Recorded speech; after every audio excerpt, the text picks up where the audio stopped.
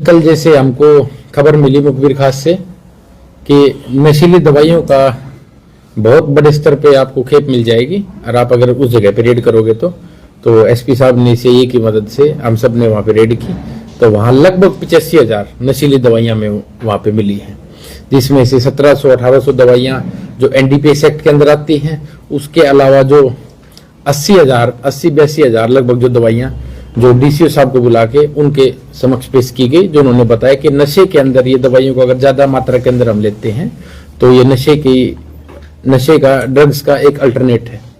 तो इस तरीके से कल हमारे सिरसा पुलिस की बहुत बड़ी उपलब्धि है जो हमने समाज को सुधारने के लिए इतना अच्छा काम किया। सर, कौन लोग हैं जो ये कारोबार कर रहे थे? पहले भी इनके खिलाफ एफआईआर वगैरह दर्ज है? क्या प्रोफाइल है? ये अपने प्रदीप नाम का बंदा था और सनौजनक जो कांडा कॉलोनी के अंदर रहता था, उसके खिलाफ ऑलरेडी भी 2-3 पर्चे हैं। उसके पास पहले एक मेडिकल था मलेका गांव के अंदर और वो मेडिकल सीज हो गया था ये दवाई बेचने के कारण, और अब अपने घर से दवाइयां बेचने की मतलब कमाई सप्लाई कर। ये सप्लाई अभी हमारे लिए कि अभी हम उसका इन्वेस्टिगेशन के दौरान हम ये चीज बता पाएंगे। अभी रिमांड लेने के बाद हम आप सबको ये डिस्क्लोज कर पाएंगे। तो सर कब से ही काम कर रहा था ये वाला? नहीं, अभी तो इससे हम रिमांड लेंगे और एक पूछताछ करेंगे, जिसके बाद हमें पता चलेगा कितने दिन से ये काम कर रहा था। परंतु जैसे मैंने पहले बताया, इसके खिलाफ ऑलरेडी 2-3 पर्चे हैं नशीली दवाई और नशीली काम करने वाले, तो इसलिए अब कल इसके ऊपर रेड की गई और हमने इसको गिरफ्तार कर लिया। बेचता कैसे था जी? डिलीवरी करता था या घर से ही बेचता था? नहीं, ये घर से बेचता था। बंदे इसके अकाउंट के अंदर पैसे वैसे डाल देते थे और फिर घर से बेचता था, या बंदे इसको कैश दे के जाते थे। वो सब इन्वेस्टिगेशन, जैसे हमारे एक बार इन्वेस्टिगेशन हो जाएगा, हम पुलिस रिमांड हासिल कर लेंगे, उसके बाद मैं आप सबको इन चीजों के बारे में क्लियरली बता पाऊंगा। सर, जिस तरह से आपने बताया कि ये मेडिकल पहले ये मल्लिका में चलाता था जी, तो मेडिकल जो संचालक है उसके बाद फिर ये नशा बेचने लग गया, तो और जो मेडिकल्स हैं उन पे भी इस तरह की रेड की जाएगी कि जो प्रतिबंधित दवाइयां हैं वो ना बेचे, क्योंकि मेडिकल नशा है वो ज्यादा इन दिनों पर चलन। मैं आप सब मीडिया के माध्यम से हमारे टाइगर हरियाणा डीजीपी साहब का मैसेज आप सबको क्लियर कर देना चाह रहा हूं। उन्होंने कहा नशे के ऊपर 0 टॉलरेंस है, हम नशे को किसी भी हाल में छोड़ेंगे नहीं। हमने पहले सारे मेडिकल वालों को यहाँ पे बुला के एसपी साहब ने मेरे ऑफिस के अंदर ही, यहाँ एडम ब्लॉक के अंदर ही मीटिंग ली थी और उनको समझाया था। तो उन्होंने एक बार कहा, वही मीटिंग के अंदर उन्होंने कहा सर एक बार हमें वार्निंग भी दीजिए, कल को कोई गलत काम करते हो। तो मैंने वहां बीच में बोला था, मैं कहा कोई वार्निंग नहीं मिलेगी, आज आपको वार्निंग देने के लिए यहाँ पे बुलाया है। तो अभी मैं सारे जो अपने भाई बंधु जो मेडिकल का काम करते हैं उन सबको मैं अच्छे तरीके से साफ शब्दों में समझा दूं कि आगे से ऐसी चीज को बख्शा नहीं जाएगा और पुलिस इसके प्रति बहुत सख्त है।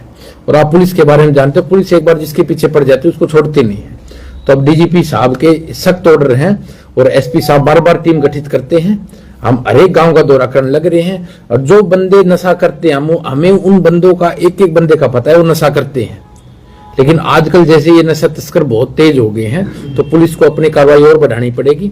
और जैसे हमारी पुलिस, हमारी अब प्रायोरिटी बेसिस ये है, 2 चीजों में पुलिस प्रायोरिटी बेस पे काम कर रही है। एक तो नशे को रोकने के लिए, एक सेकंड जो इमिग्रेशन फ्रॉड होता है उसके ऊपर सिरसा पुलिस अब जोर का काम कर रही है। तो ना तो हम इमिग्रेशन फ्रॉड को छोड़ेंगे और ना ही हम नशे वाले को छोड़ेंगे।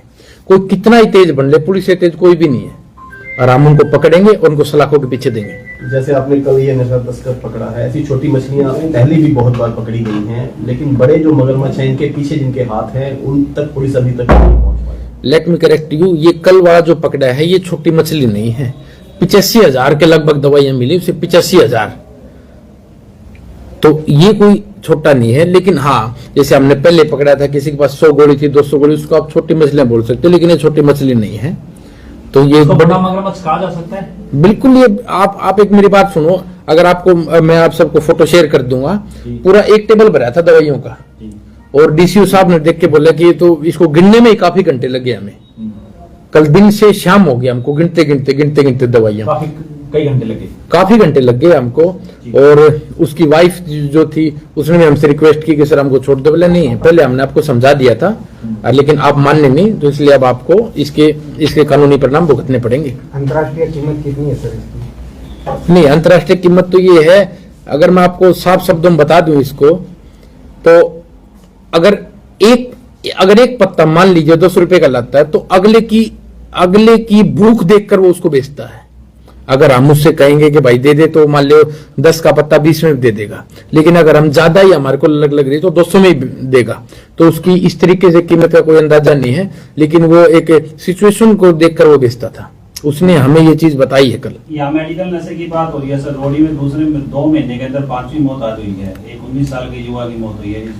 इसको लेकर रोडी पे क्या कार्रवाई करेगी? क्योंकि एडीजीपी साहब की टीम भी गई थी, जागरूकता भी किया था, उसके बाद मौत का सिलसिला थमने का नाम नहीं ले रहा। आपको ये सब समझना पड़ेगा, मैंने पहले भी बताया था ये चीजें, कि जब तक ये एक जन आंदोलन नहीं बनेगा, आप सब लोगों को जागरूक करोगे। किसी का बच्चा आज नशा कर रहा है तो उसको हम बच्चे को नशा छुड़वाएंगे।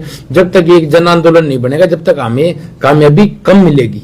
हम तो अपना काम करते रहेंगे। हम डेली कोई चिट्टे का दे रहे हैं। अभी पीछे हमने सुल्फा पकड़ा था, कभी हमने अफीम पकड़ी, कभी हम भांग पकड़ी। हम तो अपनी कार्रवाई अच्छे तरीके से कर रहे हैं, परंतु जब तक ये एक जन आंदोलन नहीं बनेगा, हम अगर आप ये समझते हो कि पुलिस ही सारे काम कर रही है, पुलिस सारे काम नहीं कर सकती। आप सबको लोगों को जागरूक होना पड़ेगा। और जैसे किसी का बच्चा नशा कर रहा है तो उसके पेरेंट्स को बताया जाए, भाई तेरा लड़का नशा कर रहा है, कल को इसके कॉन्सिक्वेंस ज्यादा हार्ड होंगे, कल को पुलिस पकड़ के ले जाएगी, इसको अंदर कर दे, ये आपके बेटे को डेथ तक हो सकती है। तो हम जब ये चीजें लोगों को समझाएंगे, जब जाके लोग जागरूक होंगे। और हमने बहुत ज्यादा लोगों को समझा लिया है, अब हम समझाएंगे नहीं, अब सिर्फ कानूनी कार्रवाई बची हुई है उनके ऊपर। सर पेरेंट्स से क्या अपील करना चाहेंगे, क्योंकि युवक मेडिकल नशे की तरफ बढ़ रहे हैं सर? पेरेंट्स से, जैसे आप लोग मेरे पास पिछली बार भी आए थे, मैंने पेरेंट्स से अपील भी की थी। मैं भाई अपने बच्चों के ऊपर एक स्ट्रिक्ट नजर रखने की जरूरत है हमको। हमारा बच्चा कहाँ बाहर जाता है, रात के 10 बजे आ रहा है, उसके दोस्त कौन से हैं, कहीं गलत संगति में करना पड़ गया है। तो हम बार बार ये चीज समझा चुके हैं। हमारे एडीजी साहब भी आए थे, उन्होंने भी अपने भाषण के अंदर ये चीजें बताई कि भाई माँ बाप को जागरूक होना पड़ेगा और भाई बंधुओं को जागरूक होना पड़ेगा कि भाई मेरा भाई अगर मेरा भाई ये है, ये नशा कर रहा है, तो मैं इसका दुश्मन हूं, अगर मैं इसको सुधारूंगा नहीं तो ये चीज मैं लोगों से अपील, दोबारा भी मैं ये अपील करना चाहता हूं कि भाई अगर आपका कोई भाई बंधु नशा कर रहा है तो उसकी पुलिस सहायता लीजिए। पुलिस आपके साथ 24 घंटे मौजूद है, हमारे नंबर 24 घंटे खुले रहते हैं। तो आप किसी भी चीज की मदद चाहिए तो आप हमारे पुलिस प्रशासन से लीजिए, आप सिविल डिपार्टमेंट से लीजिए। लेकिन नशे के लिए अगर आप ये बोलते हो कि हमें कोई मदद नहीं, तो ये बात आपकी गलत है।